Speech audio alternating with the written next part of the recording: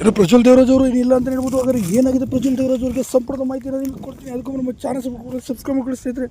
ನಿಜಕ್ಕೂ ಕೂಡ ಇದೊಂದು ಆಗೋದು ಸುದ್ದಿ ಅಂತ ಕೂಡ ಹೇಳ್ಬೋದು. ಹೌದು, ಪ್ರಜ್ವಲ್ ದೇವರಾಜ್ ಅವರಿಗೆ ನಿಜಕ್ಕೂ ಆಗಿರೋದು ಏನು, ಇದೊಂದು ಭಯಾನಕ ಸುದ್ದಿ ಅಂತ ಕೂಡ ಹೇಳ್ಬೋದು ಸ್ನೇಹಿತರೆ. ಹೌದು, ಇತ್ತೀಚೆಗೆ ಸೋಷಿಯಲ್ ಮೀಡಿಯಾದಲ್ಲಿ ಇದೊಂದು ಸುದ್ದಿಗಳು ಕೂಡ ಹರಡಿಸಿದ್ರು. ಪ್ರಜ್ವಲ್ ದೇವರಾಜ್ ಅವರು ಇನ್ನಿಲ್ಲ ಓಂ ಶಾಂತಿ ಅಂತ ಹೇಳಿ ಪೋಸ್ಟನ್ನು ಕೂಡ ಮಾಡಿದ್ರು. ಯಾರೊಬ್ಬ ಕಿಡಿಗಿಡಿ ಮಾಡಿದಂಥ ಪೋಸ್ಟ್ಗೆ ಸಾಕಷ್ಟು ಬೇಜಾರು ಕೂಡ ಆಗಿತ್ತು.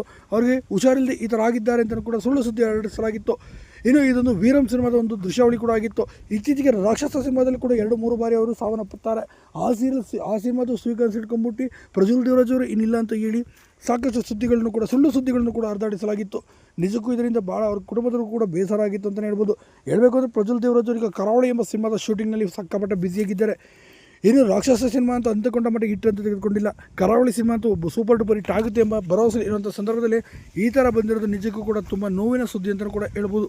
ಹಾಗೆ ನೀವೇನಂತೀರಿ ಪ್ರಜ್ವಲ್ ದೇವರಾಜ್ ಅವ್ರ ಬಗ್ಗೆ ದಯವಿಟ್ಟು ಕಮೆಂಟ್ ಮಾಡಿ ತಿಳಿಸಿ. ಹಾಗೆ ವಿಡಿಯೋನ ಲೈಕ್ ಮಾಡಿ, ಆದಷ್ಟು ಶೇರ್ ಮಾಡಿ.